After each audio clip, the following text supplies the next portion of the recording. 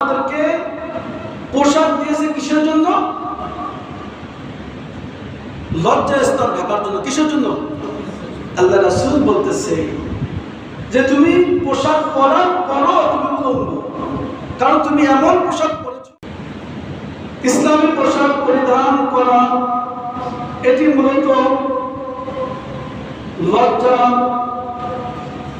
শাড়ি ও ঢিলে ঢালা পোশাক মানুষের সম্মান এবং ইজ্জত বৃদ্ধি করে, কুদৃষ্টি অশ্লীলতা থেকে সমাজকে রক্ষা করে।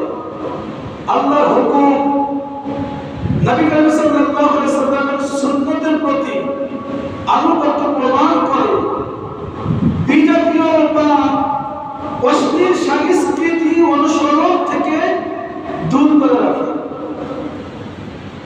ইসলামী যখন পোশাক কোনো মানুষ যখন পরিধান করে, এক নম্বর কথা হলো তাকে সুন্দর দেখা যায়, মার্জিত দেখা যায় এবং সম্মানিত করে।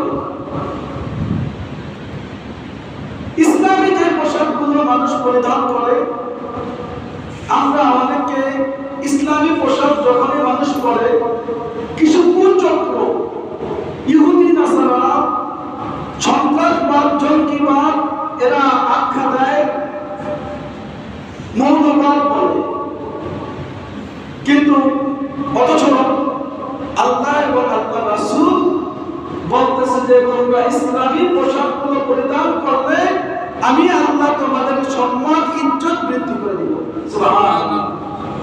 কথাটা আমার কথাটা আল্লাহ তাআলা কি বলছে বসুন। ইয়া বানি আদম কুলু সিনাকুম ইনদা কুল্লি মাসজিদিন ওয়া কুলু ওয়াশরাবু ওয়া লা তুসরিফু। আল্লাহ বলতেছে, হে বানি আদম, প্রত্যেক নামাজের সময়, কোন সময়? প্রত্যেক নামাজের সময় তোমরা সুন্দর পোশাক, ইসলামী পোশাক পরিধান করে নামাজের জন্য দাঁড়াও। কোরআনের আয়াত। আল্লাহ বলতেছেন যখন তোমরা প্রত্যেক রাকাতে, প্রত্যেক ওয়াক্তে যখন তোমরা নামাজ পড়তে আসবা, তখন তোমাদের ভিতরে যত সৌন্দর্য আছে সবচাইতে ভালো পোশাকটা পরে তুমি নামাজ যাইবা। কিন্তু দুঃখের বিষয় হলো আমাদের মুসলিম কিছু মুসলিম ভাইয়েরা নামাজে যখন আসে, তার ব্যবহৃত ময়লা আবর্জনা যে কাজ করে, যে পোশাক পরে, ওই পোশাক পরে আইসা নামাজে আমাদেরকে পোশাক দিয়েছে কিসের জন্য? লজ্জা স্তর ঢাকার জন্য। কিসের জন্য?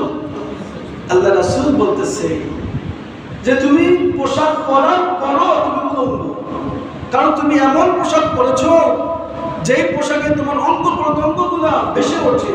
তুমি এই ধরনের অঙ্গ প্রত্যঙ্গ যে ভেসে ওঠে, তুমি এই ধরনের পোশাক পরবে না। পরে আল্লাহ এই জন্য আল্লাহ রাসূল বলছে পোশাক পরার পরও তুমি উলঙ্গ।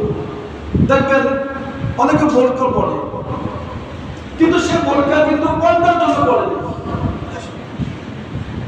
বোরকা কি পর্দার জন্য পড়েনি, সে বোরকা পড়ছে ফ্যাশনের জন্য। যে এমন বোরকা পড়ছে তার শরীরের দেহ গঠন বোঝা যাচ্ছে। এই ধরনের পোশাক ইসলামে মেয়েদের জন্য কোনো মতেই জায়েজ নাই, হারাম। অনেক পুরুষ 18 বছর, 20 বছর, 22 বছর, 30 বছর বয়স, সে রাস্তাঘাটে হাতে 3/4 প্যান্ট পরে। কি নাই? কেউ দেখেন না? হারাম। এই পোশাক পরা, যে পোশাকে আপনার অঙ্গ প্রত্যঙ্গগুলো সতর পর্যন্ত ঢাকে না, এমন জিন্সের এমন প্যান্ট পরে সে বসতে পারে না, রাস্তাঘাটে সে দাঁড়িয়ে পোশাক করতে হয়। আছে না নাই? কথা বলে না কেন? এই জন্য বলছে তোমার পোশাক পরার পরও তুমি উলঙ্গ। তুমি নামাজ পড়ার পরও তুমি বেনামাজি, তুমি রোজা রাখার পরও তুমি বেরোজা, কারণ তোমার নামাজ নামাজের মতো হয় না, তোমার রোজা রোজার মতো হয় না, তোমার সতর টাকার মতো হয়নি। তোমাকে বলছে নাভি থেকে হাঁটুর উপর পর্যন্ত এই টাকনুর উপর পর্যন্ত। তুমি কি করছো? নাভির নিচ থেকে পায়ের গোড়ালির নিচে এক হাত চলে গেছে, এটা হারাম। পোশাক সুন্নতি পোশাক পরতে হবে। পুরুষদের জন্য সুন্নতি পোশাকই হলো, আমরা অনেকে জানি না, সুন্নতি পোশাক হলো লুঙ্গি আর পাঞ্জাবি।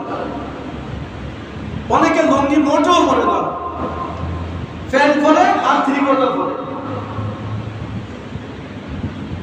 বন্ধুরা আমার যুবক ভাইরা জানো না, হাদিস শরীফে আছে যারা টাকনুর নিচে পায়জামা বা লুঙ্গি বা প্যান্ট পরে তাদের জনশক্তি কমে যায়। এটা তোমরা বুঝতে পারো না। তোমরা মনে করে এইটাই মনে হয় সৌন্দর্য, এইটাই মনে হয় স্বাধীন, এইটাই মনে হয় আমাদেরকে ভালো দেখায়। না,